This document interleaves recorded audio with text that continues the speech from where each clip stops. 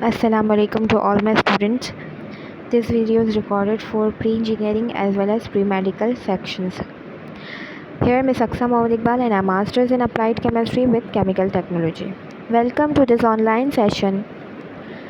This is lecture number 22 or maybe it is lecture number 23 क्योंकि last lecture को इससे previous lecture में मैंने आपको बताया था कि मैंने लेक्चर जो इथाइल अल्कोहल वाला पढ़ाया था उसको मैंने मिस कर दिया था, तो इस वजह से हमारा ये लेक्चर नंबर 22 है। अदरवाइज़ ये लेक्चर नंबर 23 है, ठीक है, लेकिन आप इसको लेक्चर नंबर 22 ही काउंट कर सकते हैं।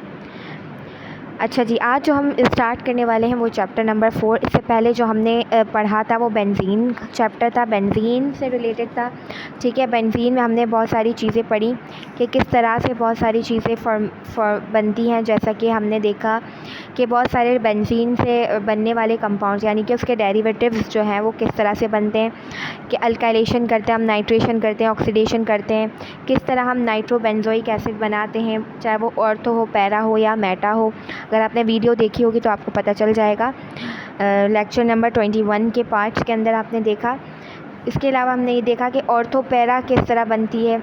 कोई भी ऑर्थो पैरा अगर हमें बनाना हो तो फिर हमने क्या करना होगा, नाइट्रेशन में किस तरह से चेंजेस करनी होगी। 2 मोल्स ऑफ हमें जो है वो टॉलिन लेने पड़ेंगे, ठीक है। तो ऑर्थो पैरा नाइट्रोबेंजोइक एसिड की अगर हमें सिर्फ ऑर्थो या सिर्फ पैरा बनाना हो तो अलग होगा, लेकिन ऑर्थो पैरा नाइट्रोबेंजोइक एसिड बनाना होगा तो उसकी उसमें अल्काइलेशन होगी एंड देन फिर नाइट्रेशन होगी, ठीक है। तो हमारे पास ऑर्थो पैरा नाइट्रोबेंजोइक एसिड बन जाएगा, ठीक है।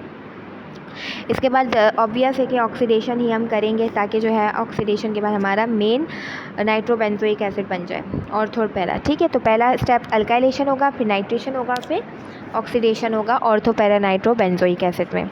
आज जो हम चैप्टर स्टार्ट करने वाले हैं वो है चैप्टर नंबर 4। ये पूरा चैप्टर जो है रट्टा बेस्ड भी है, लेकिन इसमें कुछ चीज़ें हैं जो हमें पता होनी चाहिए कि हम क्या क्या पढ़ेंगे और क्या क्या नहीं पढ़ेंगे। तो इसमें हम जो पहली चीज़ पढ़ने वाले हैं वो यानी कि 1 बाय 1 आपको पता चल जाएगा, लेकिन आज जो हम पहली चीज़ पढ़ने वाले हैं वो है पी ब्लॉक एलिमेंट्स होते क्या हैं, उसका थोड़ा बहुत इंट्रोडक्शन देखेंगे। देन हम ये देखेंगे कि हमने ग्रुप ट्रेंड्स हमारे पास किस तरह के होंगे, 6 ग्रुप ट्रेंड्स हम पढ़ेंगे। इसके बाद हम ये देखेंगे कि हमारे पास मेटलर्जी ऑफ मेटल्स में कौन कौन से किस किस की मेटलर्जी ऑफ मेटल्स में हमने कौन से मेटल को डिस्कस करना है, ठीक है। तो अब हम चलते हैं दोबारा से अपने इंट्रोडक्शन की तरफ। तो पी ब्लॉक एलिमेंट्स हमें पता है क्या होते हैं, the elements in which the filling of electrons occur in p orbitals are called as p block elements. ये पी ब्लॉक एलिमेंट्स क्या होते हैं, वो एलिमेंट्स होते हैं जिसमें हमारी इलेक्ट्रॉन्स की फिलिंग जो हो वो पी ऑर्बिटल्स में हो। कैसे, अब हम पी ऑर्बिटल्स में इसके अलावा अकर्स इन पी ऑर्बिटल्स जो कह रहे हैं ना, the last shell filled in p orbital, last shell की फिलिंग हो वो पी ऑर्बिटल में हो तो भी हम इसको पी ब्लॉक एलिमेंट्स कह सकते हैं, ठीक है। तो इसकी एग्जांपल को अगर हम देखें तो यहाँ हम देख सकते हैं, यहाँ पर आप देखिएगा ज़रा कि यहाँ पर कार्बन का जो एटॉमिक नंबर होता है वो 6 होता है, जिसकी वजह से हमने 1s2 2s2 2p2 इसकी फिलिंग की है। जब हमने फिलिंग की तो हम देखें यहाँ पर 2p2 आ रहा है। इस 2p2 की क्या इंडिकेशन है, ये बता रहे हैं कि वो एलिमेंट है जिसमें filling of electron p orbital में हो रही है। इसका मतलब ये जिस एलिमेंट की कॉन्फ़िगरेशन हमने फिल की है वो कौन से किस ग्रुप का होगा, पी ब्लॉक का होगा, ठीक है। जिसकी हम अगर जर्नल देखें तो जर्नल हमारे पास क्या होगी, NS2NP2, ठीक है। इसीलिए हम बैलेंस कॉन्फ़िगरेशन लिखते हैं NS2NP1 से लेकर NS2NP6 तक ये जा सकता है। यानी कि जहाँ पर आपने लिखे कि लास्ट शेल में NS2NP1 2 3 4 5 6 कोई भी है तो इसका मतलब वो पी ब्लॉक एलिमेंट है, सही, यहाँ तक।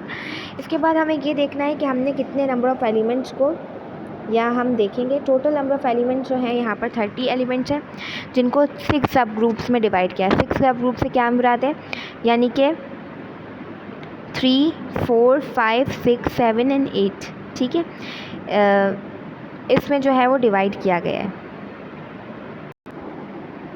तो हमने देखा यहाँ पर टोटल 3 4 5 6 7 8 सारे ए के जितने भी एलिमेंट्स हैं 3 4 5 3A 4A 5 है 6 है 7 है, तो ये सारे हमारे पास क्या है 8 है हमारे पास। 8A को जो हम ज़ीरो ग्रुप भी कहते हैं क्योंकि इसकी जो लास्ट शेल होता है वैलेंस शेल, उसमें उसकी कॉन्फ़िगरेशन जो ऑक्टेट होता है वो पूरा कंप्लीट होता है, इसीलिए हम उसको जो है ज़ीरो ग्रुप कहते हैं। ये छोटी सी बातें होती हैं जो हमको पता नहीं होती लेकिन MCQs में आ सकती हैं, तो जिसको हम नोबल गैसेस भी कहते हैं। तो वो 8A के जो है वो क्या कहलाते हैं ज़ीरो ग्रुप, क्योंकि इनकी जो है वैलेंसी कुछ होती नहीं है क्योंकि उनका पूरा ऑक्टेट कंप्लीट होता है, यानी कि NS2 और NP लास्ट में, यानी कि 6 से 7 8 इस तरह इनका फिल होता है। यानी कि फ़र्स्ट शेल में 2 हैं तो सेकंड शेल में इनके 8 इलेक्ट्रॉन्स फिल होंगे। अगर मैं सबसे लीस्ट की एग्जांपल की बात करूं जैसे कि नियॉन, तो नियॉन का हमारा देखा जाए तो ऑक्टेट कंप्लीट होता है क्योंकि नियॉन का एटॉमिक नंबर होता है 10, तो 10 के हिसाब से उसके फर्स्ट शेल में 2 आएंगे और सेकंड शेल में कितने आएंगे 8, तो 10 इलेक्ट्रॉन्स हो गए, तो इसका मतलब नियॉन का जो है ऑक्टेट कंप्लीट है, तो जिसकी वजह से इसके ऊपर कोई चार्ज नहीं होगा। ठीक है, चार्ज किस बेसिस पर होता है, अगर फॉर एग्जांपल इसके लास्ट शेल में 5 इलेक्ट्रॉन्स होते हैं तो इसका मतलब इसको ऑक्टेट कंप्लीट करने के लिए 3 और चाहिए, ऑक्टेट मतलब 8 इलेक्ट्रॉन्स कंप्लीट करने के लिए 3 और चाहिए ना, तब उसके हिसाब से उसकी वैलेंसी होती है। अब 3 की ज़रूरत है तो +3 इसकी वैलेंसी हो गई। ठीक है, तो ये मतलब है इसका। ठीक है, यानी कि +3 का मतलब ये है कि अब ये फॉर एग्जांपल अगर हमें ऑक्सीजन की बात करूँ तो ऑक्सीजन पे 8 होता है एटॉमिक नंबर, तो पहले शेल में 2 और दूसरे शेल में जो है इसके 6 इलेक्ट्रॉन्स फिल होंगे, तो इसका मतलब है इसके पास 2 इलेक्ट्रॉन्स की कमी है। ठीक है, लेकिन 2 इलेक्ट्रॉन्स ये हमेशा 6 इलेक्ट्रॉन्स देगा नहीं बल्कि 2 इलेक्ट्रॉन्स देगा, तो इसी वजह से इसके ऊपर वैलेंसी क्या होगी -2। ठीक है, तो ये होता है थोड़ा बहुत वैलेंसी का कॉन्सेप्ट। तो हम यहाँ पर 30 एलिमेंट्स को देख लेते हैं कि किस तरह 30 एलिमेंट्स में 10 हमारे पास मेटल्स हैं और 20 हमारे पास नॉन मेटल्स हैं। इसके साथ साथ हमें ये भी पता होना चाहिए, अच्छा इसमें हम हीलियम को डिस्कस नहीं करेंगे। ठीक है, इसमें 20 सॉलिड्स हैं हमारे पास। ठीक है, जो जितने भी मेटल्स नॉन मेटल्स हैं हमारे पास 20 सॉलिड्स हैं, 1 लिक्विड है और 9 गैसेस हैं। सही है, तो ये सारी चीज़ें हैं जो हमें पता होनी चाहिए कि टोटल पी ब्लॉक एलिमेंट्स में हमारे कितने एलिमेंट्स आएंगे, 30 एलिमेंट्स आएंगे। ठीक है, और उसके साथ साथ हमारे हीलियम को ऐड नहीं करेंगे। 30 एलिमेंट्स आने के साथ साथ हमारे पास ये भी देखेंगे कि कितने 20 सॉलिड्स हैं, 1 लिक्विड है और 9 गैसेस शामिल हैं। ठीक है, अब हमने वैलेंस शेल इलेक्ट्रॉन्स का चार्ट बनाया है। यहाँ पर आप देख सकते हैं कि हर फैमिली का मैंने स्टार्टिंग का एक एलिमेंट लिया हुआ है। आप भी पीरियडिक टेबल खोल कर देख सकते हैं। मैं आपको यहाँ पीरियडिक टेबल दिखा देती हूँ। ये रहा पी ब्लॉक पूरा शामिल है। ठीक है, ये रहा पी ब्लॉक हमारे पास, ये रहा हमारे पास पूरा पी ब्लॉक है। ठीक है, यहाँ तक। तो इस पी सबसे पहले मैंने एलिमेंट बोरॉन लिया है, 3rd का 4th का ग्रुप का मैंने लिया है कार्बन, 5th ग्रुप का लिया है मैंने नाइट्रोजन, 6th ग्रुप का लिया है ऑक्सीजन, 7th ग्रुप का लिया है फ्लोरीन। ठीक है, 7th ग्रुप तक मैंने जो है वो उसकी वैलेंस शेल बताया है। अब आपको मैं पीछे जाके समझा देती हूँ। अच्छा जी, बोरॉन जो है ग्रुप 3rd का एक एलिमेंट है, स्टार्टिंग एलिमेंट है, जिसकी कॉन्फ़िगरेशन होती है 5, क्योंकि इसका एटॉमिक नंबर 5 है तो उसकी कॉन्फ़िगरेशन 5 की बेसिस पर होगी। ठीक है, 1s2 2s2 और 2p1।